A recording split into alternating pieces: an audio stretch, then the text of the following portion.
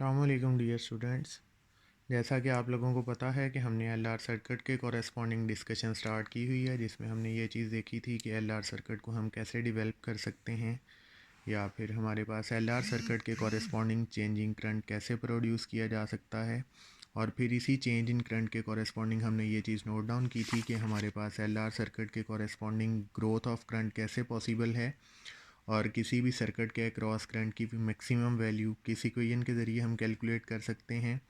और फिर हमने इसी चीज़ को ग्राफ के ज़रिए समझा था कि हमारे पास करंट टाइम के कॉरेस्पॉन्डिंग कैसे इंक्रीज़ होता है, ग्रोथ ऑफ करंट कैसे पॉसिबल है। और इसी में हमने टाइम कांस्टेंट की बात की थी, जिसके ज़रिए हमने ये चीज़ देखी थी कि हम किसी भी दो गिवन सर्किट्स के एलआर सर्किट्स के करंट्स को कैसे कंपेयर कर सकते हैं by using the time constant. तो आज हमने बेटा इसी एलआर सर्किट के कॉरेस्पॉन्डिंग जो नेक्स्ट डिस्कशन करनी है, that is relevant to the decay of current. Means कि किसी भी एलआर सर्किट में हमारे पास जो करंट ग्रोथ होता है उसके बाद वो डिके कैसे करता है। तो जैसा कि हमने ग्रोथ ऑफ करंट के सर्किट में सिंपली क्या किया था बेटा, S1 स्विच को क्लोज़ किया था और S2 स्विच को ओपन कर दिया था, और सोर्स के कॉरेस्पॉन्डिंग हमारे पास एक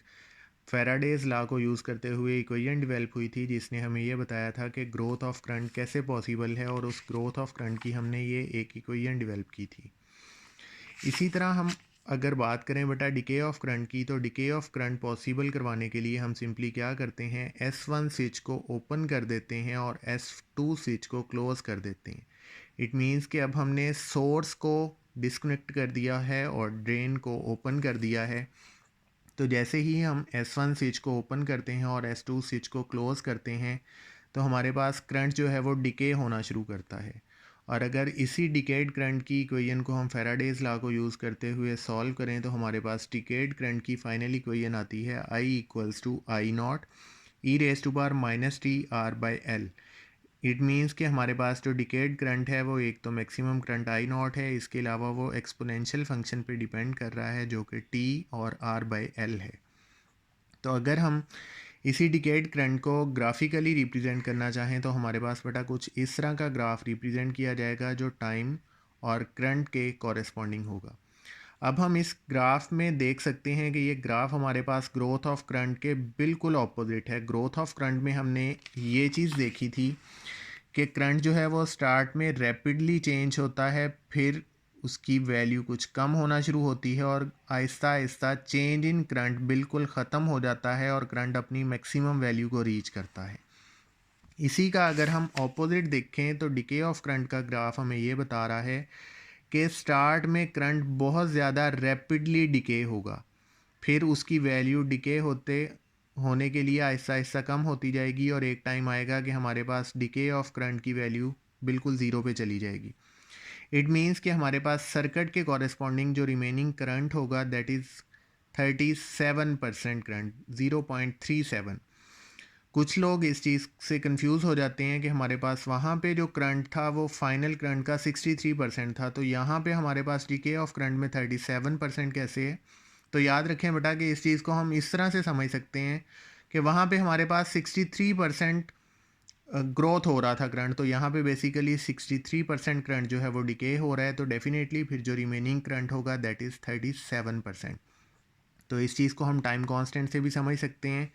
अगर हम इसी इक्वेशन को कंसीडर करते हुए सिंपली क्या कर दें, टी की value L by R consider कर लें, तो डेफिनेटली फिर ई की जो पावर होगी दैट इज़ -1, और इस -1 को हम 1 बाई ई की फॉर्म में लिख सकते हैं। अब आई नॉट तो हमारे पास मैक्सिमम करंट है, तो फिर बेटा जो हमारे पास 1 बाई ई होता है, अगर हम इसकी वैल्यू कैलकुलेट करें, that value will nearly equal to 0.37। It means कि हमारे पास डिकेइंग करंट के कॉरेस्पॉन्डिंग जो time constant L by R है, इसकी वैल्यू 0.37 के इक्वल होती है। तो यहाँ पे हमारे पास बेटा एल आर सर्किट्स का टॉपिक कंप्लीट हो गया, जिसमें हमने डिस्कशन की कि एल आर सर्किट डिवेल्प कैसे होगा, उसमें करंट चेंज कैसे होता है, फिर हमने ग्रोथ ऑफ करंट देखा, फिर हमने ग्राफिकल रिप्रेजेंटेशन दी कि growth of current with respect to time कैसे पॉसिबल है, फिर हमने टाइम कांस्टेंट को इंट्रोड्यूस करवाया कि हम दो गिवन सर्किट्स के लिए करंट की वैल्यूज़ को कैसे कंपेयर कर सकते हैं, फिर हमने डिके ऑफ करंट की बात की, और डिके ऑफ करंट के कॉरेस्पॉन्डिंग हमने ये देखा कि डिकेइंग करंट की हमारे पास इक्वेशन क्या है, इसका ग्राफ हमारे पास टाइम के साथ कैसे वेरी करता है, फिर हमने time constant for the decayed current introduce करवाया। आई होप कि आपको ये लेक्चर अच्छे से समझ आ गया होगा। Thank you.